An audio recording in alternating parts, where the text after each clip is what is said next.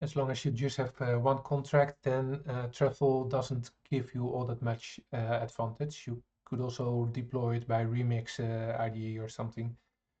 So you don't really need Truffle then, but you do need it when you start to get multiple contracts, and especially also when those contracts during the time will evolve, which they probably will, and you will be adding more stuff, and that's where a Truffle comes in really handy. So we are going to have a look at contracts. I've added a second contract now over here. The idea is that this contract, you can, when you construct it, you give an address to this contract. So that's in this case the address of the previous contract.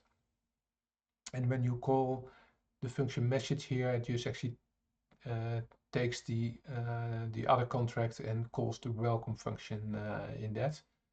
So this is pretty straightforward function.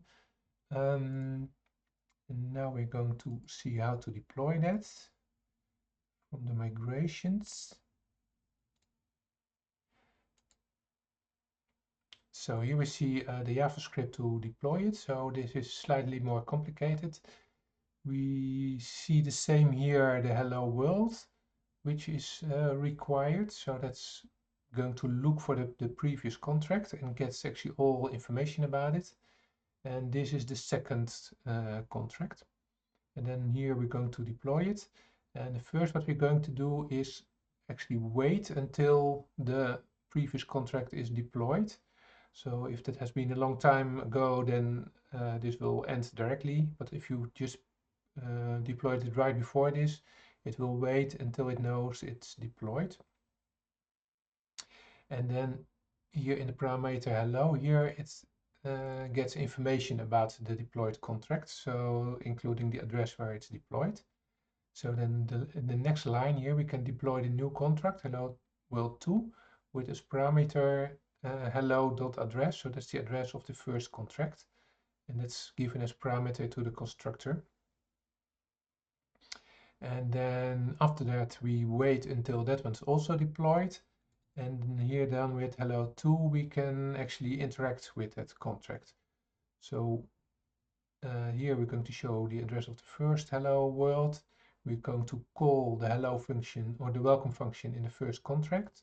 So that's hello and then with the welcome function. Check out the hello2 address, so that should be different. And then call a function here to check the other contract and here to send a message. So here we have some interactions with the smart contract.